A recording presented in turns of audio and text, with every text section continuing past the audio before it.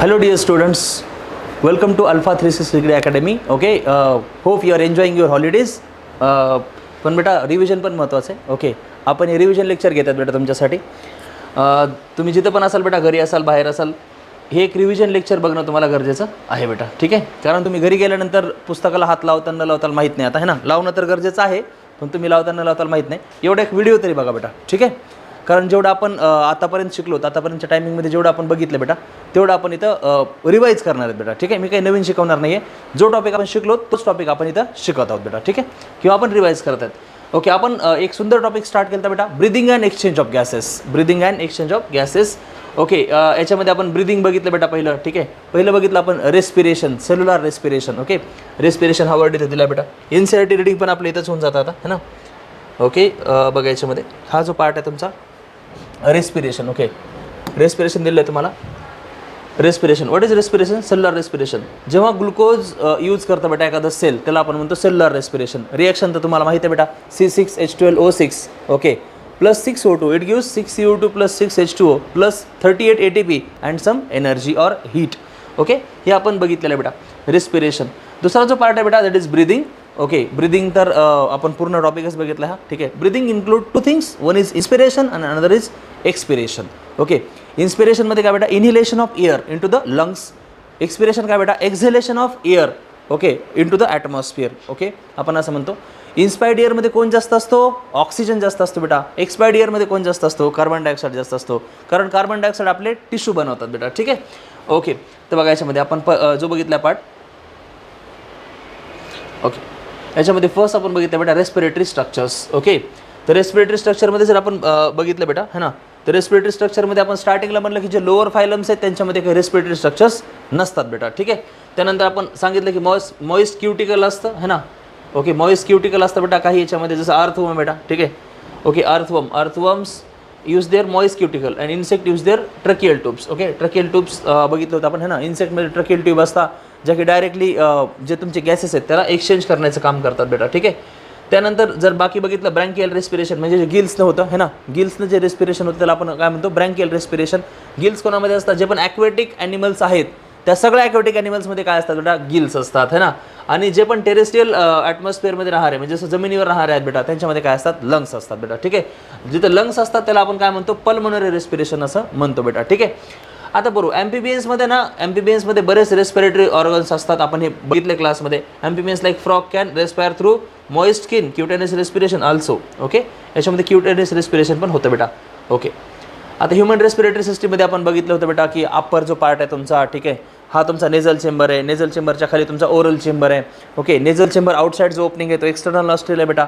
जो मधला चेंबर आहे त्याला आपण म्हणतो रेस्पिरेटरी चेंबर. त्याच्यामध्ये नेझल बोन्स असतात, नेझल कॉन्चे किंवा नेझल टर्बिने असं म्हणतो आपण त्यांना. ओके, आणि हा जो पार्ट आहे बेटा, it opens into internal structure called as internal nares. Internal nares open into nasopharynx. आपण हे क्लासमध्ये खूप वेळा म्हणून घेतलं बेटा, है ना. आणि नॅझो फॅरिंग्सचा जो पार्ट आहे बेटा, ओके, नॅझो फॅरिंग्स, त्यानंतर लॅरिंगो फॅरिंग्स, आणि नंतर हा पार्ट कुठं ओपन होतो, ट्रकियामध्ये. ओके, ट्रकियाची जी ओपनिंग आहे बेटा, ठीक आहे, ट्रकियाची जी ओपनिंग आहे त्याला कोण गाईड करतं बेटा, त्याला गाईड करतं इपिग्लॉटिस, है ना. Glottis is guarded by epiglottis. Epiglottis एक फ्लॅप आहे बेटा कार्टिलेजची, है ना. ओके, आणि ती त्याला गाईड करते. म्हणजे बघा इथं जेव्हा आपण एखादी गोष्ट गिळतो ना, त्यावेळेस ती गिळलेली गोष्ट गेली कुठं पाहिजे बेटा, ती गेली पाहिजे इसोफॅगसमध्ये, आणि घेतलेली एअर कुठं गेली पाहिजे, ट्रकियामध्ये, है ना. जेव्हा आपण एखादी गोष्ट डिग्लुटेट करतो, डिग्लुटेशन म्हणजे गिळणे बेटा. ठीक आहे, जेव्हा आपण एखादी गोष्ट गिळतो तेव्हा ती कुठं गेली पाहिजे, इसोफॅगसमध्ये. मग त्यावेळेस ट्रकियाचा जो ओपनिंग आहे तो बंद केला जातो बेटा, है ना. हे आपण बघितलं इथपर्यंत. ओके, आपण असं म्हणलं की बेटा जब तुमची ट्रकिया आहे बेटा, जी ट्रकिया आहे, ट्रकियामध्ये इपिथेलियम कोणता असतो, सिरोस्ट्रॅटिफाईड कॉलमनार सिलिएटेड इपिथेलियम, जो की डस्ट पार्टिकलला रिमूव्ह करण्याचं काम करतो बेटा.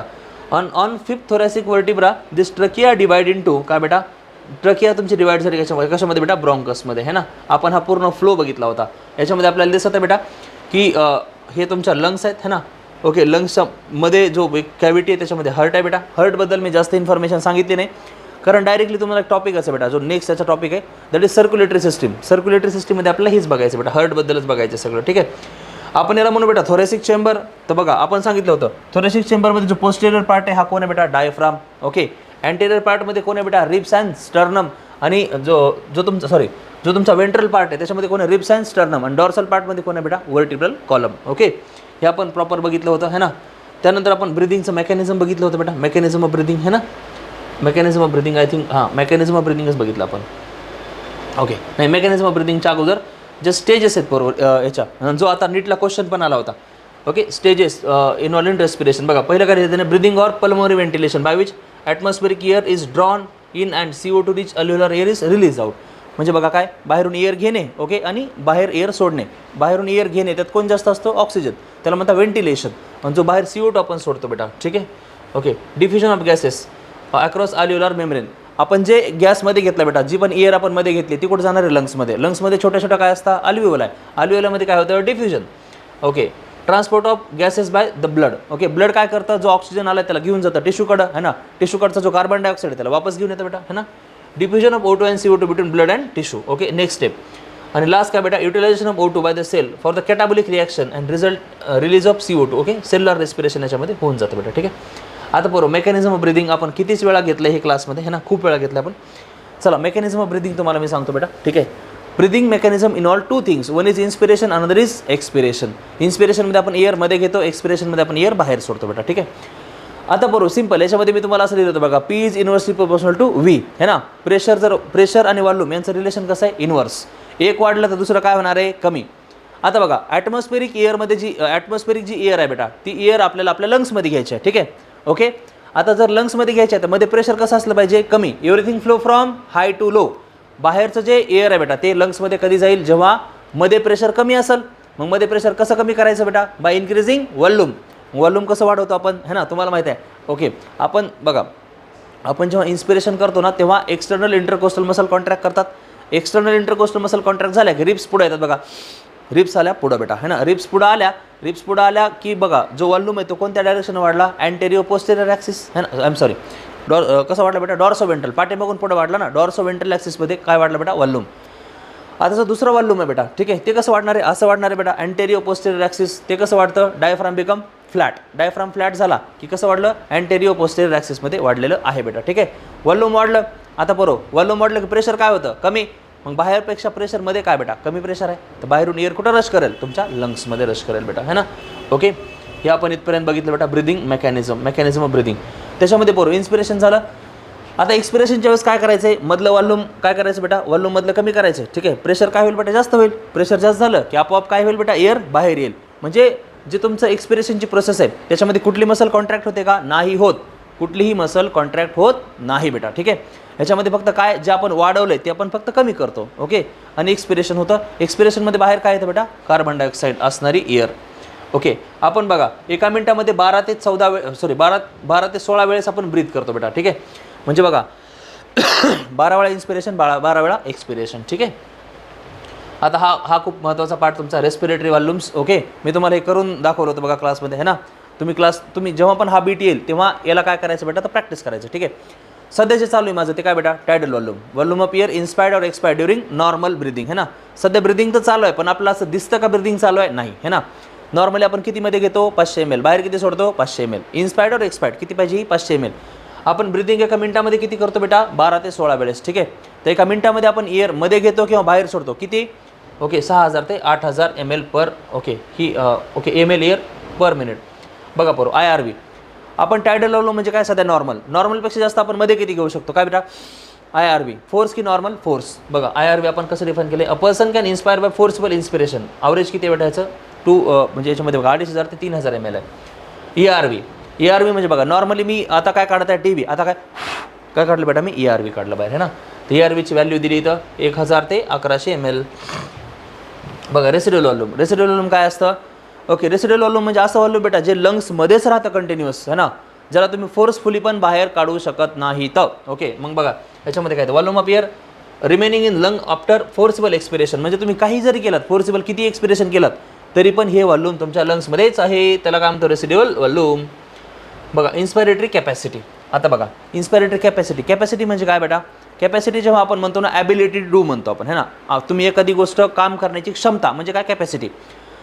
आता बघा इन्स्पायरेटरी कॅपॅसिटी आपण काय सांगतो, तुम्ही किती इयरमध्ये घेऊ शकता, कशी बेटा, नॉर्मल इन फोर्सफुली दोन्ही पण. आता नॉर्मल काय गेलो होतं आपण, टायडल वॉल्यूम. आता याच्यावर मी जर घेतलं काय झालं बेटा, IRV. ही काय झाली, इन्स्पिरेटरी कॅपॅसिटी. तुम्ही असं म्हणतो बेटा total volume of air person can inspire after normal expiration. Okay, बघा एक्सपिरेटरी कॅपॅसिटी तेच आपण बघा नॉर्मली काय बाहेर काढलो टी हे काय झालं ERV बेटा ठीक आहे टी प्लस ERV काय एक्सपिरेटरी कॅपॅसिटी.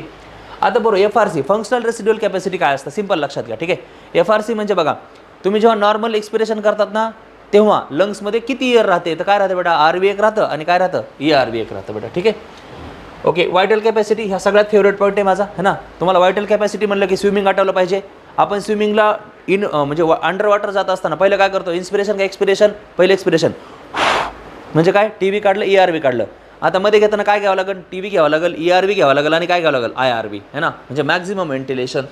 त्याला आपण काय म्हणतो vital capacity the maximum volume of air a person can breathe in after force expiration this includes ERV TV and IRV बेटा ठीक आहे. सगळंच याच्यामध्ये टोटल लंग कॅपॅसिटी म्हणजे बघा जेव्हा तुम्ही अशी एअरमध्ये घेतात तेव्हा लंग्समध्ये किती एअर असते तर काय ॲड होईल बेटा RV है ना फक्त त्याच्यामध्ये रेसिड्युअल व्हॉल्यूम ॲड होतं बाकी सेम टू सेम राहतं बेटा है ना. ओके आपण म्हणलं होतं बेटा पार्शियल प्रेशर ऑफ गॅस है ना. Okay partial pressure of gas आपण काय सांगितलं होतं pressure exerted by individual gas in a mixture of gases याला आपण काय म्हणलं पार्शियल प्रेशर ऑफ गॅस ठीक आहे. आता बरोबर पार्शियल प्रेशर जर म्हणलं आपण तर ॲटमॉस्फेरिक प्रेशर बघा किती आहे तुमचं 760 mm ऑफ Hg. पण त्याच्यामध्ये कोणते कोणते गॅस आहेत बेटा नायट्रोजन आहे है ना त्यानंतर बेटा तुमचा ऑक्सिजन आहे आणि अदर गॅसेस आहेत आपण असं म्हणतो बेटा ठीक आहे. जो नायट्रोजन आहे त्याचा आपला काही संबंध नाही बरोबर इनर्ट गॅस आहे आपला संबंध कोणासोबत आहे ऑक्सिजनसोबत. आपण ती कॅल्क्युलेट करतो बघा आठवतं का 760 आणि पर्सेंटेज काढलं होतं तर बघा ॲटमॉस्फेरिक एअर किती याच्यामध्ये 159 mm ऑफ Hg. अल्व्हिओलामध्ये हा कमी होत जातो कारण यूज करतं बेटा आपली बॉडी याला 104. ब्लडमध्ये किती बेटा डिऑक्सिनेटेडमध्ये 40 कारण यूज केला बेटा सगळा. ओके ऑक्सिजनेटेड ब्लडमध्ये किती 95 mm ऑफ Hg. बघा सिम्पली आपण जेव्हा ऑक्सिजनमध्ये घेतो ना हळूहळू तो कमीच होत चालला बेटा ठीक आहे हे लक्षात घ्या. हळूहळू कमी का बरं होत चाललाय तो कमी याच्यामुळे होत चाललाय कारण आपली बॉडी ऑक्सिजन दिसला की काय करते युटिलाइज करते बेटा ठीक आहे. हे आपण बघितलं होतं सगळं. बघा याच्यामध्ये बेटा हे तुमच्या अल्व्हिओलर एअर रिप्रेझेंटेशन आठवतं का बघा हाय अल्व्हिओलर एअर याच्यामध्ये PO2 किती 104 mm ऑफ Hg PCO2 किती 40 mm ऑफ Hg. ओके आणि बघा आपण कुठूनही सुरू करू आपण सुरू करू आर्टापासून ही पोरो सिस्टमॅटिक जे तुमच्या आर्टरी है ना सिस्टमॅटिक आर्टरी और तुमच्या आर्टा बेटा ही ठीक आहे. ओके आर्टा तुमची ब्लड घेऊन कुठं आली बेटा हे ब्लड घेऊन आले टिश्यूकडं. ओके येणाऱ्या ब्लडमध्ये PO2 किती आहे 95 PCO2 किती आहे बेटा PCO2 याच्यामध्ये आहे 40 mm ऑफ Hg बेटा ठीक आहे. ओके 40 mm ऑफ Hg आहे म्हणजे येणाऱ्या ब्लडमध्ये O2 जास्त आहे. ओके आणि जो टिश्यू आहे बेटा टिश्यूमध्ये कंटिन्युअसली कोण बनत आहे टिश्यूमध्ये कंटिन्युअसली बनत आहे बरोबर CO2 म्हणजे टिश्यू याला काय देईल CO2 देईल ब्लड याला काय देईल O2 देईल बेटा. आता जाणारं ब्लड कसं डिऑक्सिजनेटेड है ना तर ते डिऑक्सिजनेटेड ब्लड वर करून घेऊन जातं सिस्टमिक वेन म्हणजे कोण बेटा वेना केवा. आता हे चाललंय कुठं बेटा राईट ॲट्रियममध्ये राईट ॲट्रियममधून राईट वेंट्रिकलमध्ये. आता राईट वेंट्रिकलमधून कोण अराईज करतं पल्मोनरी आर्टरी अराईज करते बेटा ठीक आहे. पल्मोनरी आर्टरी जी आहे बेटा है ना पल्मोनरी आर्टरी. ओके जो पल्मोनरी आर्टरीचा पार्ट आहे याच्यामध्ये पल्मोनरी आर्टरीचा पार्ट याला कुठं घेऊन चालला बेटा लंग्सकडं जात असताना बघा आता हे ब्लड कसं आहे बेटा डिऑक्सिजनेटेड ब्लड हे आहे बेटा है ना. ओके डिऑक्सिजनेटेड जर हे ब्लड आहे ओके हे जे ब्लड आहे याच्यामध्ये हे डिऑक्सिजनेटेड ब्लड आहे बेटा ठीक आहे. जर हे ब्लड डिऑक्सिजनेटेड आहे त्याच्या आता जे तुमच्या लंग्सचा पार्ट आहे हा काय करेल बेटा बघा हा ठीक आहे हा जो पार्ट आहे याच्यामध्ये हा जो आहे बेटा हे सिस्टमिक वेन म्हणजे याला आपण काय म्हणतो वेना केवा ठीक आहे वेना केवा हा आहे तुमचा वेना केवा. ओके आता बघा जे पल्मोनरी आर्टरीच्या ब्लड कसं आहे डिऑक्सिजनेटेड ब्लड याच्यामध्ये आहे बेटा ठीक आहे. हे कुठं चाललंय हे चाललंय बेटा तुमच्या अल्व्हिओलाकडं. आता अल्व्हिओलामध्ये PO2 किती असतं 104 mm ऑफ Hg म्हणजे जास्त असतो ठीक आहे. तर इथून हा इकडं रश करतो आणि याच्या येणाऱ्याला CO2 मध्ये जातो बेटा ठीक आहे.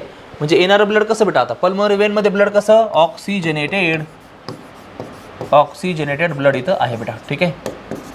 आता हे ऑक्सिजनेटेड ब्लड कुठं आलं बेटा हे आलं लेफ्ट ॲट्रियममध्ये लेफ्ट ॲट्रियममधून लेफ्ट वेंट्रिकलमध्ये आणि ही जी येणारी आहे बेटा याला सिस्टमॅटिक आर्टरी किंवा याला काय म्हणतात एरोटा ह्याला आर्टा पण असं म्हणतात बेटा ठीक आहे. हे तर तुम्हाला माहीत आहे. चलो आगे आता बरोबर बघा सगळ्यात महत्त्वाची गोष्ट जर याच्यामध्ये बघितली ना तुम्ही ठीक आहे तर याच्यामध्ये जी मेम्ब्रेन आहे बेटा रेस्पिरेटरी मेम्ब्रेन ही आपण ड्रॉ केलं तर बघा आठवतंय का तुम्हाला ठीक आहे. याच्यामध्ये बघा एअर आली ही तुमच्या अल्व्हिओलर कॅव्हिटी परो ठीक आहे हे अल्व्हिओलाचा पार्ट आहे it is made from simple squamous epithelium हा झाला एक मेम्ब्रेन. ओके दुसरा मेम्ब्रेन काय असतो यांच्यामध्ये असतं बेटा बेसमेंट मेम्ब्रेन है ना आणि बेसमेंट मेम्ब्रेन तिसरा काय बेटा एंडोथेलियम ऑफ कॅपिलरी म्हणजे दोन्ही पण कशापासून बनला हा simple squamous epithelium simple squamous epithelium हा बनला बेटा सिम्पल स्क्वॅमस इपिथेलियम पासून ठीक आहे. आणि जेवढी फिल्ट्रेशन मेम्ब्रेन थिन असेल बेटा तेवढं आपल्यासाठी चांगलं असतं बेटा ठीक आहे. इथून बघा इथून कोण बाहेर येणार रे मॅक्झिमम टाईम इथून बाहेर कोण येणार बेटा ऑक्सिजन ठीक आहे कारण की अल्व्हिओलर एअर आहे आणि आपण अल्व्हिओलायमध्ये वापस काय टाकणार पोरो CO2 कार्बन डायऑक्साईड. ठीक आहे, जो की आपल्याला नाही पाहिजे बेटा, आपल्या बॉडीत बनलेला आहे पण आपल्याला पाहिजे का तो नाही पाहिजे. ठीक आहे, चला पुढे जाऊया.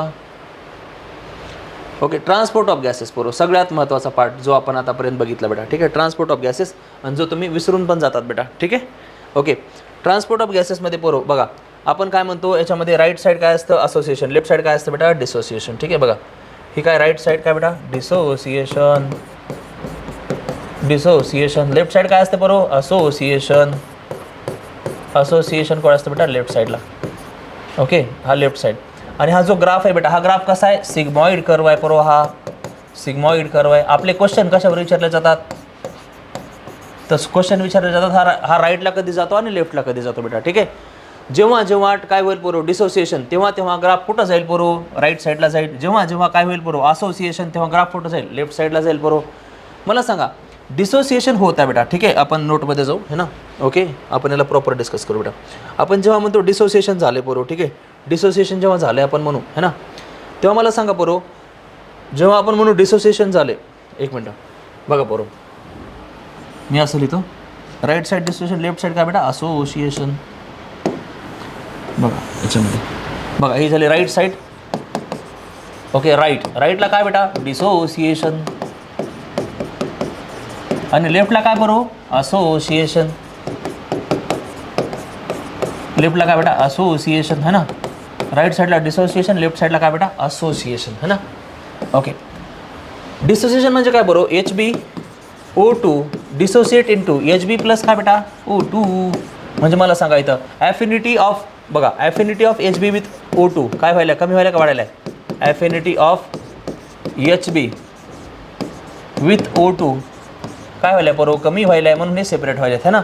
ओके, तर बघा पोरो मला सांगा डिसोसिएशनसाठी काय पाहिजे बेटा. ठीक आहे, बघा कंडिशन फॉर डिसोसिएशन किंवा बघा मी असं लिहितो डिसोसिएशन किंवा राईट शिफ्ट, डिसोसिएशन किंवा कोणती शिफ्ट बेटा right shift, right shift dissociation किंवा काय बेटा राईट शिफ्ट. ठीक आहे, त्याच्यामध्ये जर बघितलात पोरो डिसोसिएशनसाठी काय पहिली कंडिशन आहे PO2 कमी असला पाहिजे.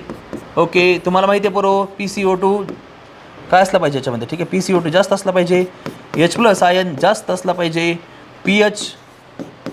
pH कमी असला पाहिजे है ना. टेम्परेचर पोरो टेम्परेचर जास्त असलं पाहिजे. ठीक आहे, 2,3 DPG जास्त असलं पाहिजे. तुमचा मला आवाज इथपर्यंत आला पाहिजे बेटा है ना. PO2 इथं कमी पाहिजे, बाकी सगळं पोरो जास्त पाहिजे. एक्सेप्शन काय बेटा pH आहे है ना. या कंडिशन इथं आहेत पोरो. ठीक आहे, बघा लेफ्ट साईड काय बेटा असोसिएशन म्हणजे बघा Hb+O2 इट गिव्स काय बेटा HbO2, हा HbO2 बनला बेटा. ठीक आहे, Hb+O2 गिव्ह HbO2 आपण खूप वेळा लिहिलं बेटा है ना.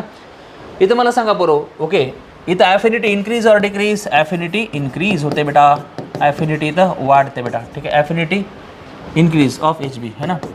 Hbची ॲफिनिटी वाढते पोरो है ना. Hbची ॲफिनिटी कधी वाढते रे पोरो तुम्हाला सगळी स्टोरी माहीत आहे. PO2 काय जास्त असला पाहिजे, PCO2 कसा असला पाहिजे बेटा कमी असला पाहिजे है ना. H+ आयन कसा असला पाहिजे बेटा कमी असला पाहिजे, pH कसा असला पाहिजे जास्त असला पाहिजे है ना. 2,3 DPG बेटा आपण कमी असला पाहिजे. ओके, टेम्परेचर पण काय पाहिजे पोरो कमी असलं पाहिजे, टेम्परेचर पण इथं कमी असणं गरजेचं आहे बेटा. PO2 जास्त PCO2 कमी, H+ आयन कमी, म्हणजे PO2 एक जास्त पाहिजे आणि pH एक जास्त पाहिजे, बाकी सगळं कमी पाहिजे है ना. तेव्हा काय होतो हा एक तर असोसिएशन प्रमोट करतो किंवा ग्राफ कुठं शिफ्ट होतो बेटा राईटला की लेफ्टला, लेफ्टला पुरो हो है ना. चला वापस चला पुरो. ठीक आहे, राईट अँड लेफ्ट हे तर आपण बघितलं बेटा है ना. ओके, त्यानंतर आपण 100 ml ऑफ ब्लडचं घेतलं होतं बघा. ठीक आहे, 100 ml ब्लडमध्ये किती ग्राम हे असतो बेटा, किती ग्राम Hb असतो 15 ग्राम Hb असतो. 1 ग्राम किती कॅरी करतो 1.34 ml, आणि 1.34 ml जर 1 ग्राम करत असेल तर 15 ग्राम किती करल तर नियर अबाउट 20 येतं पुरो. आपण कॅल्क्युलेट केलं होतं है ना.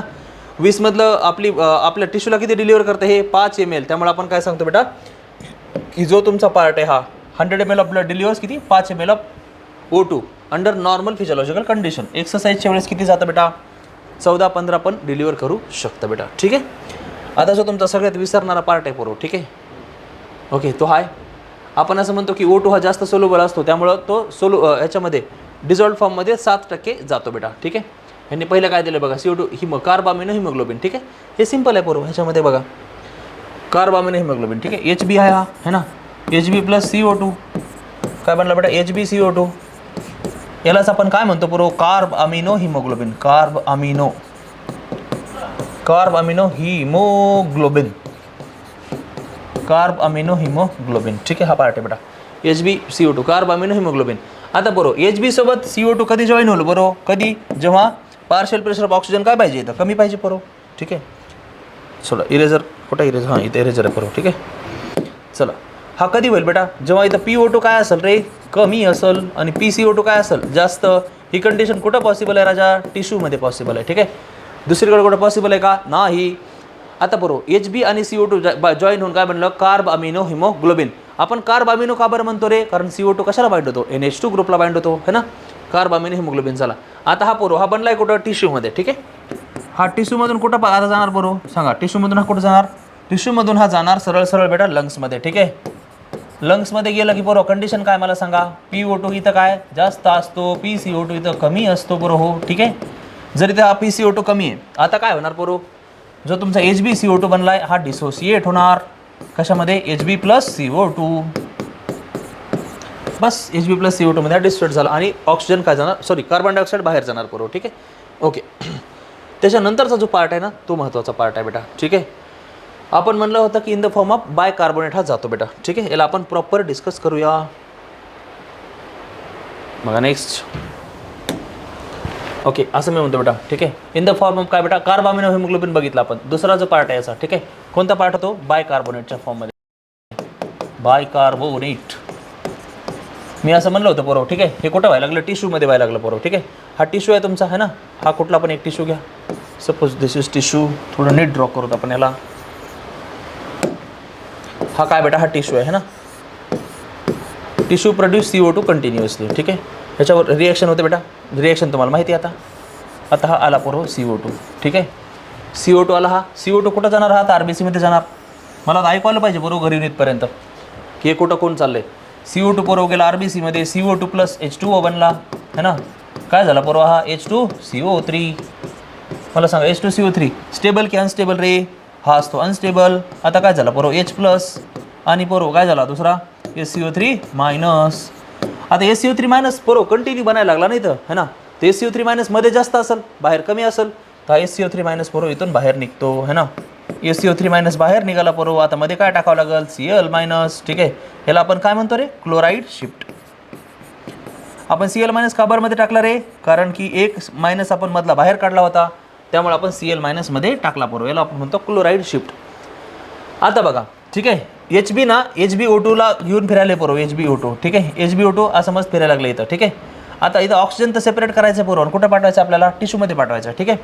ते Hb सोबत कोण बाइंड होतं बरोबर, H प्लस आहे है ना, आणि काय बनतो HHb बनतो है ना, प्लस O2, आणि हा O2 आपण कुठं पाठवतो, टिश्यूमध्ये. ओके, हे आपण बघितलं होतं बरोबर, सिंपल है ना. हे सगळं कुठं व्हायला लागले बरोबर, हे सगळं व्हायला लागलं टिश्यूमध्ये, हे टिश्यूचं सांगत आहे आपण. ओके, आता हा बरोबर SCO3 मायनस आला बाहेर. SCO3 मायनस कोणासोबत कंबाईन होतो, सोडियम सोबत होतो, कारण बाहेर सोडियम जास्त असतो आणि सोडियमवर कोण असतो प्लस. काय बनला बरोबर, NaHCO3 बनला, NaHCO3 बनला बेटा, ठीक आहे. ओके, सोडियम कार्बोनेट बनला हा. आता हे सगळं असंच बेटा, हे SCO3 मायनस बाहेर, हे सगळं असंच कुठपर्यंत जातं, लंग्सपर्यंत, ठीक आहे. आता लंग्समध्ये गेला, आता काय होतं बघा, लंग्समध्ये गेला बेटा, लंग्समध्ये गेल्याच्या नंतर बघा सिंपल काय होतं, ठीक आहे. हे सगळं असंच फिरत असते बरोबर. मी म्हणतो ही अल्विओला आहे तुमची, ही नाही अल्विओला आहे, खूपच बेकार निघाली बरोबर, पुन्हा ड्रॉ करू आपण. ओके, ही तुमची काय बेटा अल्विओला आहे, ठीक आहे. दिस इज अल्विओला आहे. आता ही अल्विओला आहे बरोबर. अल्विओलामध्ये सिंपल बघा बरोबर, इथं कोण असणार आहे, पार्शियल प्रेशर ऑफ ऑक्सिजन काय असणार आहे बेटा, जास्त असणार आहे. PCO2 काय असणार आहे बरोबर, कमी असणार आहे ना. ओके, आता याच्यामध्ये बघा पहिला आपण फ्लो ऑफ ऑक्सिजन बघू बरोबर, ठीक आहे. पहिला आपण फ्लो ऑफ ऑक्सिजन बघू. आता जो हा पार्ट आहे तुमचा RBCचा, ओके, तर RBCमध्ये बघा SCO3 मायनस जो बाहेर आलता ना तो मध्ये जातो, ठीक आहे. मी असं म्हणतो बेटा SCO3 मायनस, ओके, आणि SCO3 मायनस सोबत कोण अटॅच होतं बेटा, H प्लस, ठीक आहे. काय बनला हा H2CO3. आता हा H प्लस कुठून आला तुम्हाला माहिती आहे बेटा, जो तुमचा HHb बनला होता बेटा, ठीक आहे. जो HHb बनला होता, मी असं म्हणतो HHb हा डिसोसिएट झाला, H प्लस आणि काय बेटा प्लस HB मध्ये हा डिसोसिएट झाला बेटा, आणि हा H प्लस आला इथं, H2CO3 बनला बरोबर, ठीक आहे. आता H2CO3 स्टेबल की अनस्टेबल, H2CO3 अनस्टेबल बरोबर, ठीक आहे.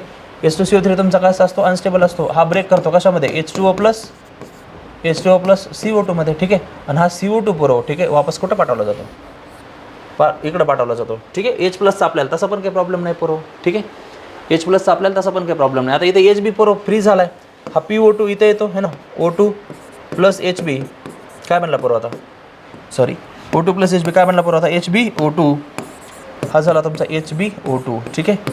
आणि जो HbO2 आहे बेटा, आता हा कुठं जाणार, लंग्समधून जाणार बेटा टिश्यूकडं, आणि असंच होत राहणार बेटा, ठीक आहे.